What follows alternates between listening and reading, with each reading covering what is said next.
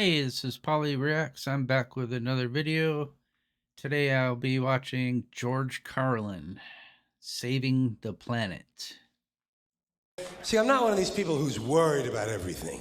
You got these people around you, country's full of them now. People walking around all day long, worried about everything. Worried about the air, worried about the water, worried about the soil. Worried about pesticides, insecticides, food additives, carcinogens, worried about radon gas, worried about asbestos. Worried about saving endangered species.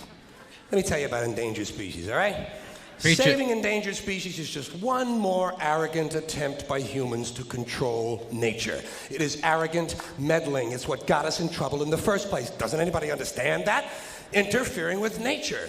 Over 90%, way over 90% of all the species that have ever lived on this planet, are gone. Whoosh. They're extinct. We didn't kill them all. Bye-bye. They just disappeared. That's what nature does. Wow. They disappear these days at the rate of 25 a day, regardless of our behavior, I mean. Irrespective of how we act on this planet, 25 species that were here today will be gone tomorrow. Let them go gracefully. Leave nature alone. Haven't we done enough? We're so self-important. So self-important. Everybody's going to save something now.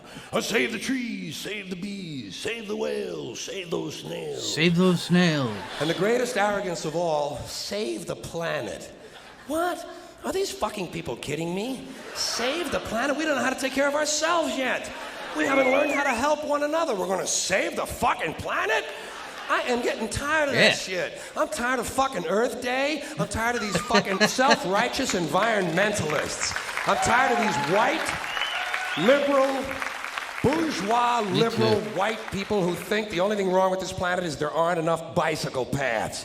Trying to make the world safe and clean for their Volvos. And I'm really sick of these rock stars and movie stars gonna work off their cocaine guilt by saving a forest somewhere. Besides,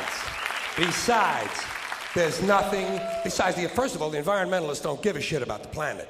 They don't care about the planet. Not in the abstract, they don't. You know what they're interested in? A clean place to live. Their own habitat. They're worried that someday in the future they might be personally inconvenienced. Narrow, unenlightened self-interest doesn't impress me. Besides, there's nothing wrong with the planet. The planet is fine. The people are fucked. The people are fucked. Compared to the people, the planet is doing great. The planet has been here for 4.5 billion years, all right? 4.5 billion. We've been here, what, 100,000? Maybe. 200,000? Maybe. And we've only been engaged in heavy industry for a little over 200 years. 200 years versus 4.5 billion. And we have the conceit to think that somehow we're a threat, that somehow we're going to put in jeopardy this beautiful little blue-green ball that's just floating around the sun. Planet has been through a lot worse than us for a long time. Been through earthquakes, volcanoes, plate tectonics, continental drift, solar flares, sunspots, magnetic storms, the magnetic reversal of the poles, bombardments for hundreds of thousands of years by comets and asteroids and meteors, sandstorms, erosion of all kinds, cosmic radiation, worldwide fires, worldwide floods, recurring ice ages, and we think some aluminum cans and some plastic bags are going to make a difference? Planet isn't going anywhere. We are. We're going away. We're going away. Pack your shit, folks. We're going away. And we won't leave much of a trace either. Thank God for that. Maybe a little styrofoam. Maybe a little styrofoam. Planet will be here and we'll be long gone. Just another failed mutation. Just another closed-end biological mistake. An evolutionary cul-de-sac. Planet will shake us off like a bad case of fleas. A surface nuisance. You want to know how the planet's doing? Ask those people in Pompeii who are frozen into position from volcanic ash. How the planet's doing. Want to know if the planet's all right? Ask the people in Mexico City or Armenia or 100 other places buried under thousands of tons of earthquake rubble if they feel like a real threat to the planet this week. How about the people in Kilauea, Hawaii, who build their homes right next to an active volcano and then wonder why they have lava in the living room? Planet is going to be here a long, George is the goat. long time after we're gone, and it will heal itself. It will cleanse itself, because that's what it does. It's a self-correcting system. The air and the water will recover. The earth will be renewed. And say, if it's true that plastic doesn't degrade, well, the planet will simply incorporate plastic into a new paradigm, the Earth plus plastic.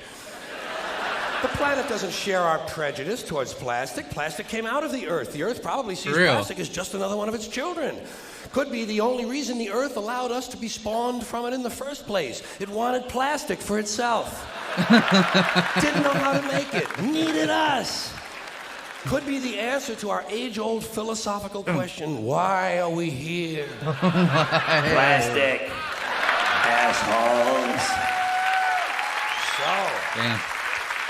So, the plastic is here. Our job is done. We can be phased out now. And I think that's really started already, don't you? I mean, to be fair, the planet probably sees us as a mild threat, something to be dealt with. And I'm sure the planet will defend itself in the manner of a large organism, like a beehive or an ant colony can muster a defense. I'm sure the planet will think of something. What would you do if you were the planet trying to defend against this pesky, troublesome species? Let's see. What might... viruses. Viruses might be good. They seem vulnerable to viruses.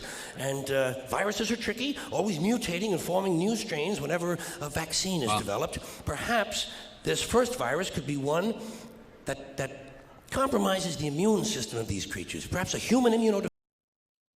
AIDS.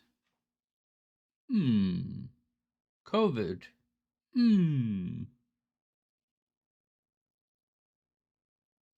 Deficiency virus, making them vulnerable to all sorts of other diseases and infections that might come along.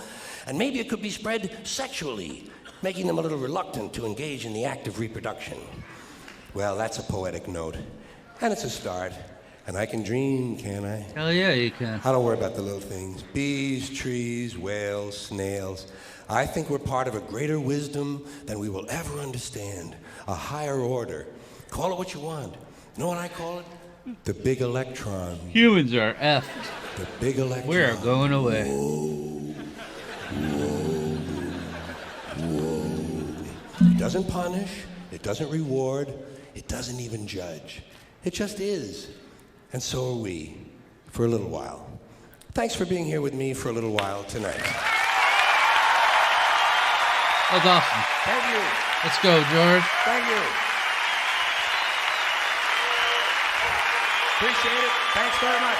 And Hey, thanks for watching. Don't forget to hit the like and subscribe. George Carlin is the GOAT. Man, I saw him live in 1994, I think. And yeah, I went by myself and it was like the best night. Anyway, thanks for watching. I'll see you guys on the next video.